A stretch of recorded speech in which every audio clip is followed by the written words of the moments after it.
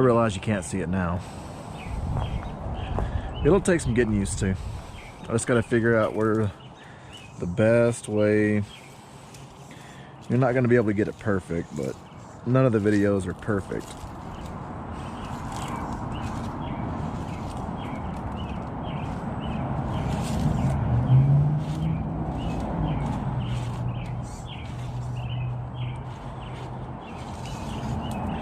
I'm just glad that drive shaft isn't popping out.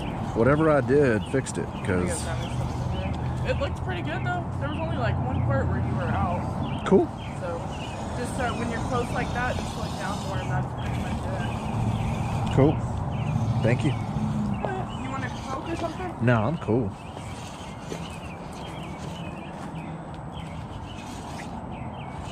Love you. Love you too.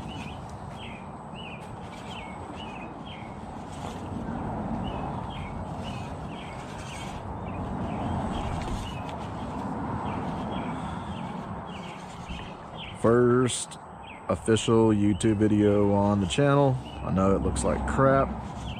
Cinematography's crap.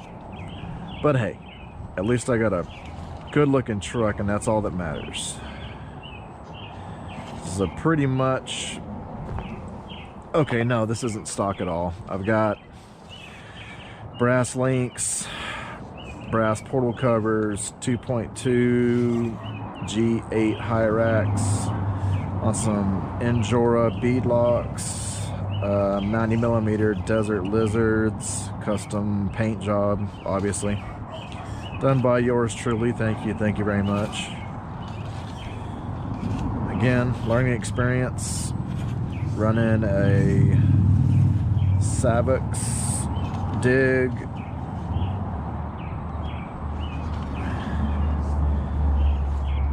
Although I gotta say, don't really use it much.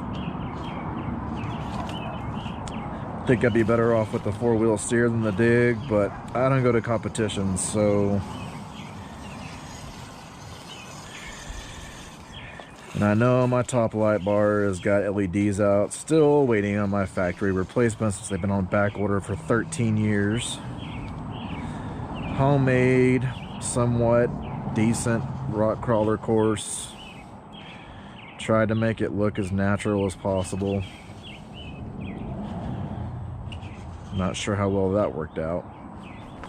But I do live in Lubbock, Texas, and there's virtually nothing but flat grass and dirt. Not too many rocks to crawl around on. So I import most of my rocks from Cloudcroft, New Mexico, where I've got some property up there. Much cooler place to run. I'm sure at some point I will have some video up of me running in Cloudcroft. But right now, it's just not quite the season for that yet. Next trip we're taking is going to be to the coast, so I'll have some video up of possibly a Zonda 41, definitely a Sonic Wake 36, a Vector SR Pro 80, however you want to say it.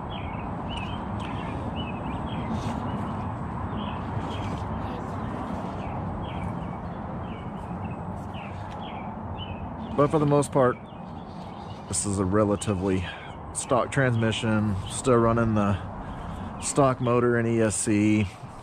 I've got the Holmes Hobby brushless on order. Definitely could use it. I've got the Crawlmaster Sport and a couple of my other rigs. I got an Ecto that's got that in it, and I gotta say, runs like a champ. Kind of puts my Capra to shame. But so far, I gotta say, this has been a pretty good rig. Definitely could use the rear steer, and of course I bought this one 3 weeks before they released it, so as always, wonderful timing on my part. Sorry if I get out of frame a little bit. Paint job wasn't too bad, just try to go for a kind of a urban digital camo thing. So just trying to go for something a little bit different. Didn't like the factory panels, and I like my paint jobs to be a little, I don't know, maybe a little more unique. I like to, some of my stuff I paint, some of my stuff I wrap with vinyl. Most of my boats have custom vinyl wraps, but this one I decided to go ahead and paint since the panels are cheap enough. Gotta say though, it's kind of a cheater rig with the 2.2s. Doesn't really get hung up on much with the portals. Got some 1.9s that I run, but just don't have them on there right now.